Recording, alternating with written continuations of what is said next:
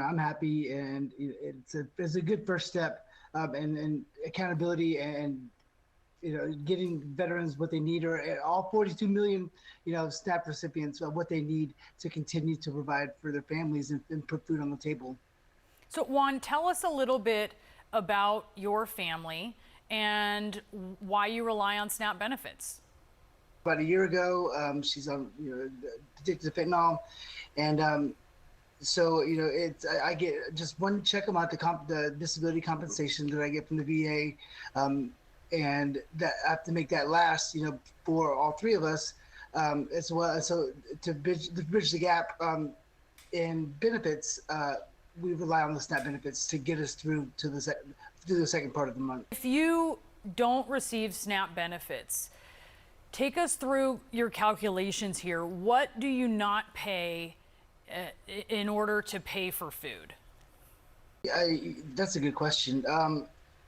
I have looked at the bills for the month, and we anticipated, or started to anticipate, not receiving the November SNAP benefits, and I have not paid the electricity bill this month yet, because I'm not sure if we're going to have the money to pay that and provide food on the table. So it's a tit for tat. It's deciding. Earlier you guys talked about the what bills to pay, what bills not to pay, and it's a real thing, and it's what we're having to do today, and yesterday and tomorrow, until the Trump administration is able to release the funds that are in the reserves. What is your message for lawmakers, for the president here in Washington, as you were sitting there in Georgia, very much affected by these policies and the shutdown?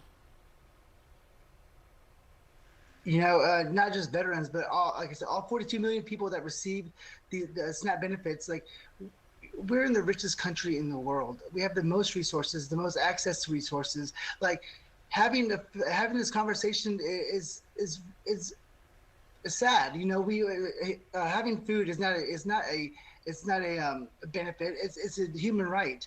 And so, as you eat dinner tonight, this is to lawmakers and to President Trump. As you eat your meal tonight, or at some point whenever you eat today, as you take each bite, just remember that there are veterans, there are children and women who are not going to be able to have any food today. And then they're making that worse just by having these conversations, or these debates, and holding these funds against us, and instead of prioritizing, what we need to do in helping us and our families in our homes.